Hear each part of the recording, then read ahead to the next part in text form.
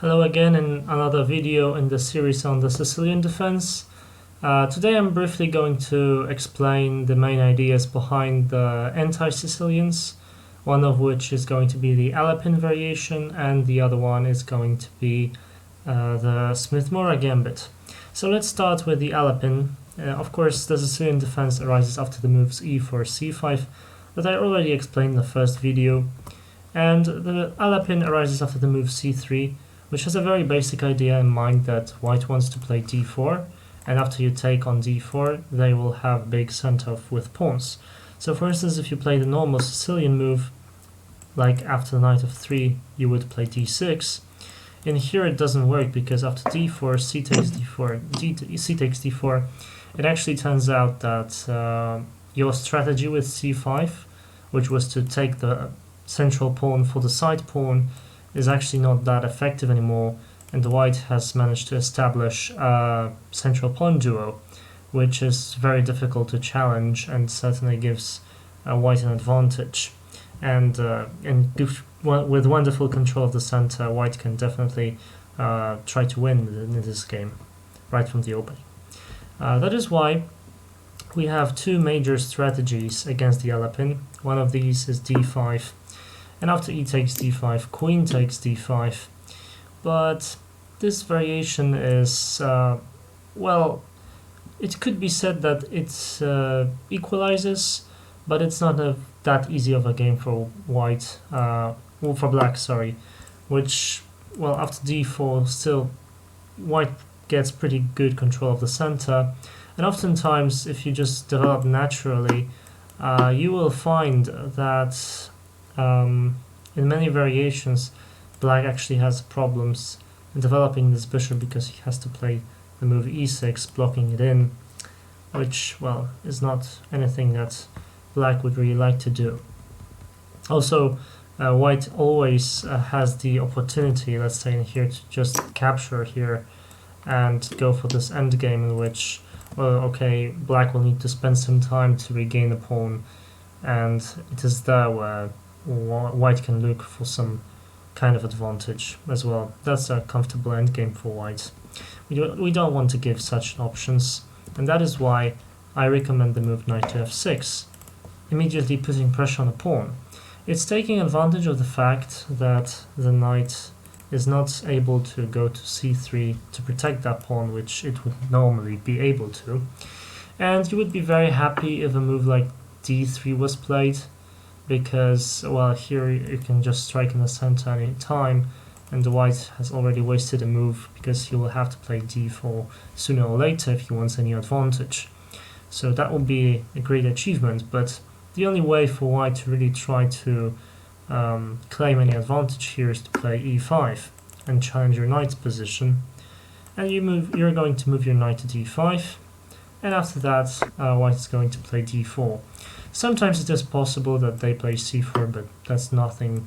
You just go knight b6, and you already have some pressure on the c4 pawn, as well as, well, good developing prospects. It's pretty similar to the Alapin's defense in this case, but you already have a pawn on c5 here, so it's like enhanced variation of the Alapin defense. You just have better control of the center. So after knight d4, white, well, also could try bishop c4, but after knight b6, you just kick this bishop back, so it doesn't really make sense. So that's why they usually play d4, which, according to your strategy, you should always take in Sicilian. And, well, they may take back, but they don't need to hurry, because if they just play knight f3, you cannot take on c3, because your knight is hanging. So they may try knight f3, but let's just take a look at what happens if they just take with a pawn, which I believe most of the people will do. Well, then we just continue developing, so we play knight c6, and we increase the pressure on the center. And this is very important because white is clearly overextending the center, but if you fail to challenge it, to really punish them for that overextension, they may take advantage of your, well, poorly placed, let's say, pieces in the center. If he ever gets to advance these pawns, they might be very dangerous. So what usually follows in these lines is knight f3, let's say, or in some games one of my opponents played f4, which, well, I do not really think is a good move because black gets a lot of activity. You just play the move d6 as you always do in these lines, liberating this bishop, challenging the center. You would be very happy, of course, if white took it, because now your queen is outside and it's getting developed very quickly. And if they just continue as in the game, knight f3, you're always really able to play the move like bishop to g4, which is pretty unpleasant for white. With bishop to g4, you're not only threatening to potentially take the knight and then capture the pawn if the queen recaptures, or if the g-pawn recaptures, then white has damaged pawn structure. But also, also they may not feel very comfortable playing just bishop here, because, well, you will then perhaps be ready to play the move like e6, just getting on with development and some central control. And for instance, as in one of my games, if your opponent castles, well, you can go queen b6, and you really have huge pressure on the center. You have very good activity, and you certainly can even try to claim the advantage here. But let's just go back to the main line. f4 is rather a sideline. The main move here is probably knight f3, after which you go d6, challenge the center, and then, well, they may play bishop c4, kick your knight, and here, well, you can go d takes c5, and after, let's say, d takes c5, you go bishop e6. It may seem quite awkward to put the bishop on this square, but after castles, you're just going to play g6, and the idea is that you go, just bishop g7 and castle, so that this bishop is not really misplaced in any way. So after knight c3, that would be a mistake, of course, to play knight c3, because after taking, you're threatening the queen and the bishop. So white does not have any easy development and has to perhaps go for something like b6 to develop this bishop, but of course that does not really mean any advantage for white.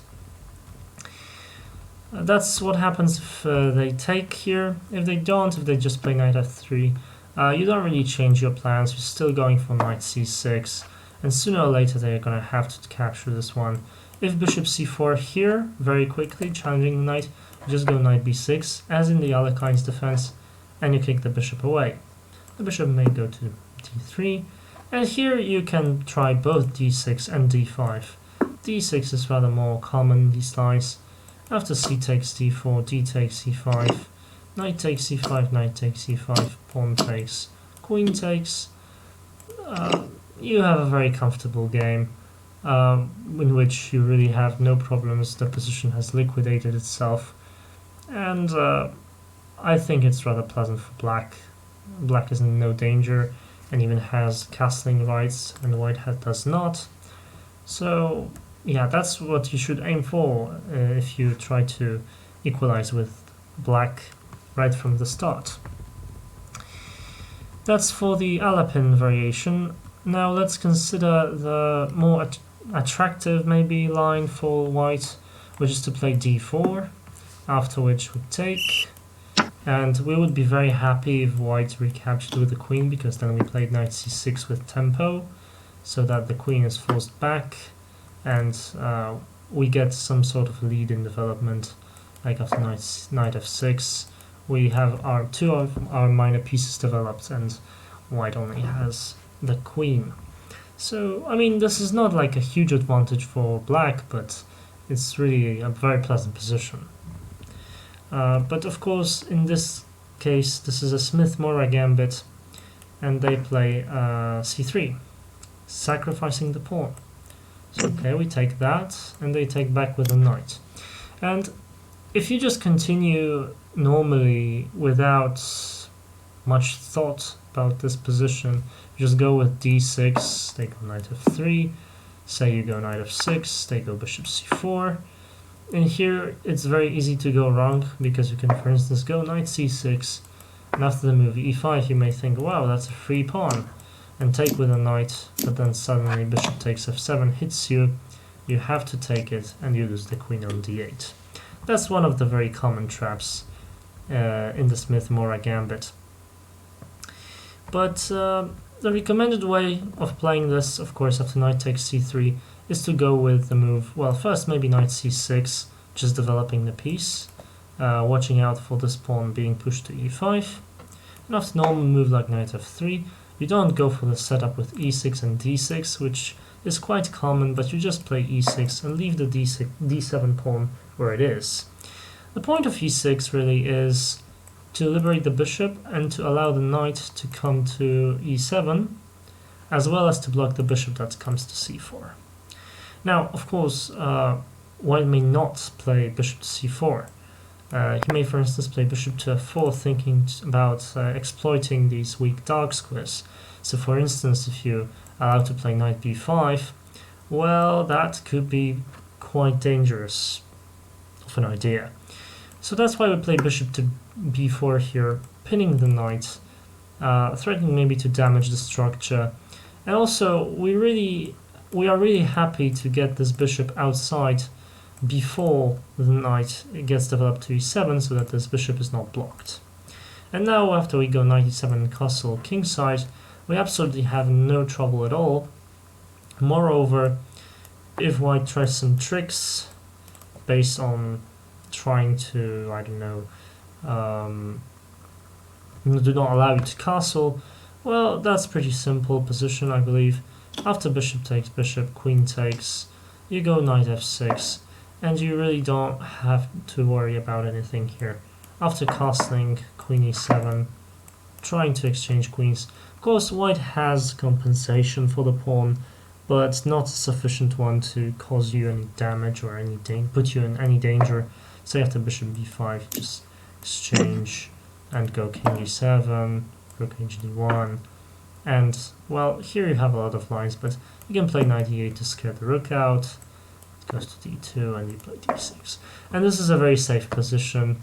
The engine evaluates it as equal because white has all of his pieces very actively developed, whereas you really don't. You still have to do a lot on that. But you're up a pawn, and white does not have any clear way to your king, neither to any of your pieces, so you seem to be pretty safe in this line. So what white commonly does instead is just to play bishop c4, because they may still think that you're just going for the plan with d6, knight f6, and they can prepare some traps with e5. But in fact, what you're gonna want to do here is just to play a6. This has two purposes, one of which is to support b5 to kick the bishop and develop this bishop to b7. Very logical. And the other one is simply to defend the b5 square from the knight, which could attack these weak dark squares of yours, which definitely would not be pleasant. And this a6 move is actually quite essential in this position. Without it, black may struggle.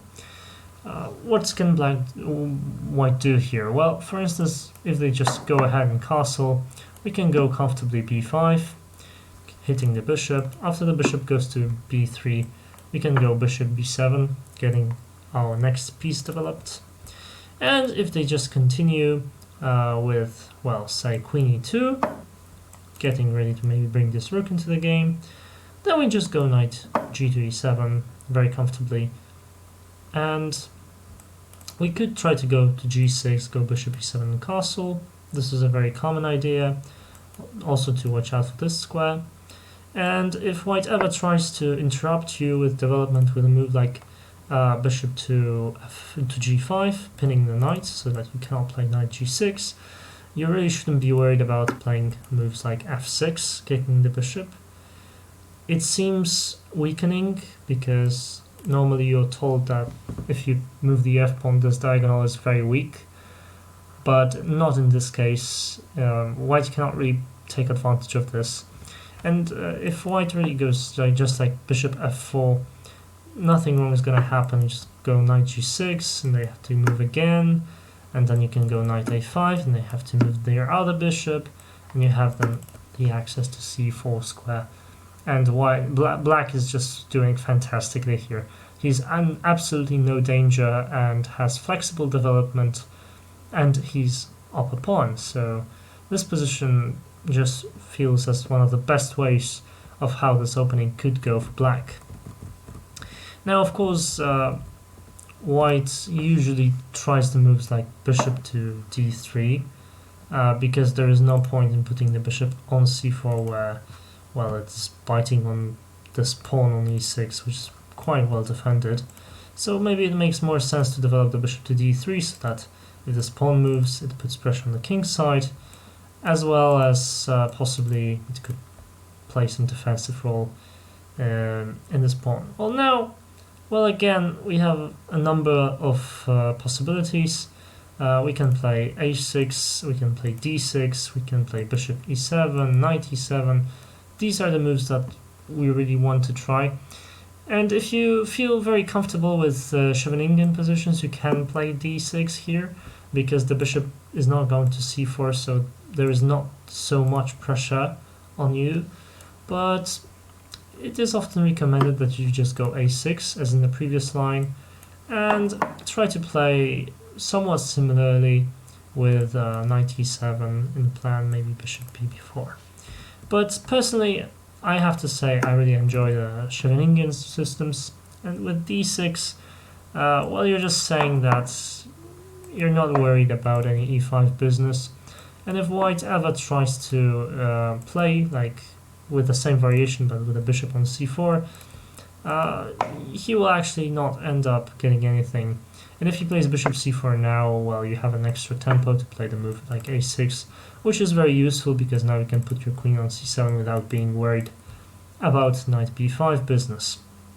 So first is rook to d1, you can go b5, bishop b3 and queen c7, and it's very comfortable. It's like the best version. In normal Smith-Morra Gambit, you wouldn't be able to go a6 and b5 and liberate your position so much. You just wouldn't be in time. You would already get hit by e5.